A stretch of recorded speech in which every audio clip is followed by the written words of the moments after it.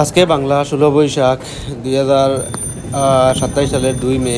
আর আজকে আমি যে আপনাদের দেখাই আর ইয়ালখারি বাজার থেকে জিনিসটা দেখাই আর গত 2 দিন থেকে বিষম বৃষ্টির কারণে যে বাজারের যে অবস্থা হয়েছে ওই জিনিসটা দেখতে পারবো আজকের ভিডিওতে আপনারা নিতে। বাজারের প্রায় সব জায়গাতে আমি একবার ঘুরাই ঘুরাই ক্যামেরা দেখাইমু, যেদিকে আমি দেখাই আর ওদিকে কাদা ফাঁক আর মানে মানুষ আটার মতো কোনো জায়গা নাই।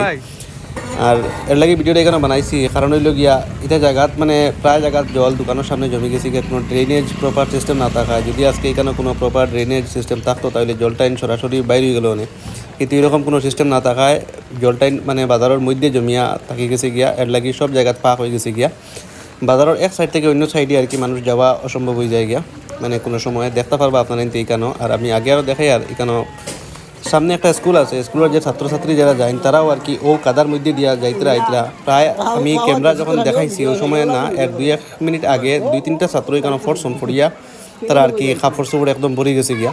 তো কারণ হইল গিয়া কোনো প্রপার ব্যবস্থা না থাকায় এইসব জিনিস এখানে ওর আজকে যদি সব ঠিক থাকতো বা কোনো প্রপার ব্যবস্থা নেওয়া হইতো তো এইসব জিনিস হইল না। অনেক দেখেন 2-3 দিন খুব বৃষ্টি এরকম অবস্থা করছে। আর যদি এখন বর্ষার সময় আরও এরকম বৃষ্টি হয় তাহলে কী অবস্থা হইব দেখুন এখানে কতটুকু জল জমছে। এছাড়া যে কাঁচরা যেগুলো আছে এগুলো একদম বাজারের মধ্যেই থাকে, যে পানি যেগুলো আছে আর কি জল যেগুলো এগুলো যদি আপনার হাত পায়ে লাগে তাহলে আপনার অনেক ধরনের ক্ষতি হইতে পারে। তো ভিডিওটা দেখানোর উদ্দেশ্য হইলে আর কি কোনো প্রপার ব্যবস্থা নাই এর লাগিতে আমরা